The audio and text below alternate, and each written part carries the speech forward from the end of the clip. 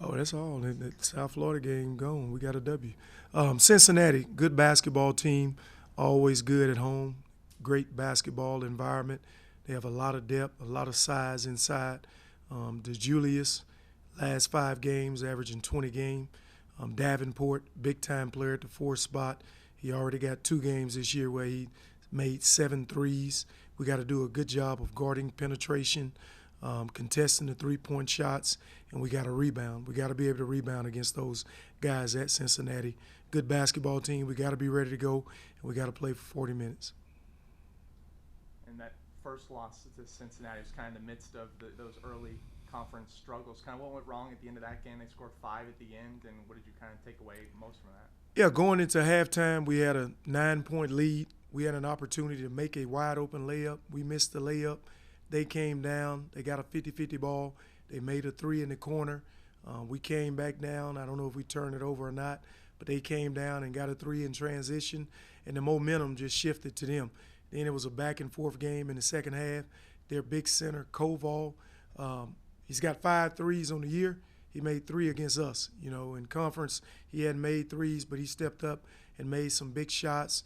They defended well, and they pulled it out at the end.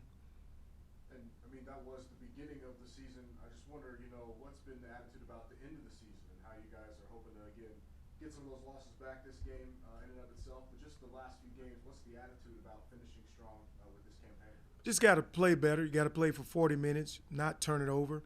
Down at UCF, we got off to a bad start. I felt like we outplayed them the second half, but the game was lost in the first half just with the turnovers. So our difference is from the games we lost early on is just valuing the basketball, taking good shots, not turning it over and rebounding. And if we can do that, we got a chance to win any of these games. You talked about last game, putting together that full 40 minutes. Is this kind of the next opportunity? Are you still hoping to see that from this group? Yeah, we got to have 40 minutes. The game we played here, I thought we played a great first half for 18 minutes. The last 2 minutes of the half, we gave them 6 unanswered three-pointers, and they were able to pull it to within 3. The second half, they made some shots, and we didn't play well, and they were able to pull it out. But we got to play for 40 minutes. On the road, it's going to be tougher. We're already down 7 points going into their building. We got to play well to win the game. When you look at film from the recent games, do you see anything like big changes from the last time you played them in January? I think the biggest thing is we're starting to make shots now. Early on, the first 3 conference games of the year, we were shooting like right at 30% from the three-point line. These last 4 or 5 games, we moved up to 37, 38%. We're not turning it over as much.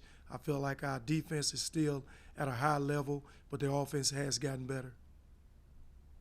How valuable has Craig been to limiting turnovers? I know he had probably more than he wanted to last time, but just how valuable has he become to this team at this point in the season? Oh, he's the quarterback. He's the head of the snake. He's a guy that we got to have on the basketball floor at all times. He's our quarterback. He gets everybody wide open shots. He's a big-time defender. He rebounds. He does a good job of drawing 2 guys, getting dumped down past the Morris for double-team dunks, getting Tyson wide open shots. So we need him on the floor. He's the guy that we got in the backcourt with the most experience from last year playing the point, so we need him on the floor. What have you seen from him, just like maturity-wise? When he got to Wichita State to where he's at now, it seems like he's grown a ton. Just can you kind of speak to that evolution that you've seen from him since he got here day one? I think when he first got here, he was a pass-first guy. He's still a pass-first guy. He make guys around him better, but his offense has gotten better. Last year, you would throw Craig the ball late in the game. He would drive it, kick it to someone. We'd get a shot clock violation. Now when you throw it to him, after guys do a double team, you throw it out to him. He's got enough confidence to step up and make a wide open 3, or he can drive the basketball and finish at the rim. But his all-around game has gotten totally better.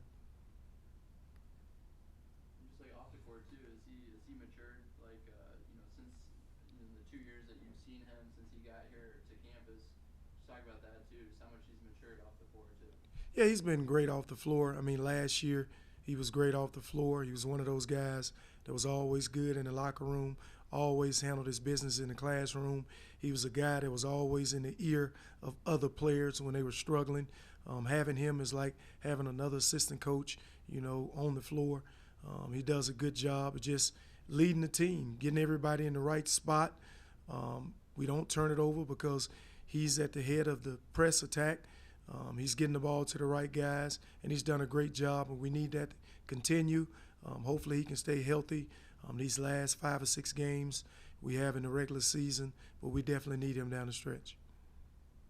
Coach, in addition to this Cincinnati game at home, on the road, and then you have Houston coming in right after, just these next 2 games, this week of games, is that a big opportunity to kind of make some noise in the conference at the end of the season with those 2 opportunities? Yeah, it's a great opportunity, for us to have Cincinnati, Houston at home, then going to Memphis. Those 3 teams are ahead of us on the schedule. It's a tough schedule, but, as a college athlete, that's what you want. If we can win these games one at a time, that'll help put us in position to get higher up on the conference stats. And hopefully we can play well at Cincinnati. We need these 3 games. These 3 games are big, and it starts at Cincinnati. We got to play well for 40 minutes, and right now they're ahead of us. We're trying our best to get in that top 5. If you can get in the top 5 of the conference, you get a first-round bye in the AAC tournament. Chauncey played 11 minutes against UCF, or USF rather, and what did you like from him and what he was able to bring? Just his energy. I thought he played good defense. I think he got an offensive rebound to score a basket, but he was good defensively. And we talk about our young players, that's the first thing we look at. What guy can go out there and guard their position? I thought he did a great job of defending, getting his hands up, getting deflections. I thought he did a great job of not turning over, and that's what we look for with young guys like Chauncey coming off the bench. To get that first road win in conference play, what are you telling the guys in terms of just the execution and effort? I mean, it's just got to be dialed up. I mean, you guys have come close a few times now on the road, but just haven't been able to finish. So what are you telling them to what's missing? What's the difference right now between a win and a loss on the road? Well, offensively, it's simple. You got 2 things. You got to value the basketball, take care of it, take good shots. We got to defend at a high level. We got to rebound at a high level, and we can't let their press bother us. So if we can do those things, I think we got a great chance to go on the road. We played well the first time here. We didn't finish up strong at the end. We have Craig Porter now, so hopefully that'll help us down the stretch. And with Craig's offense, you mentioned like how much more he's looking to score now.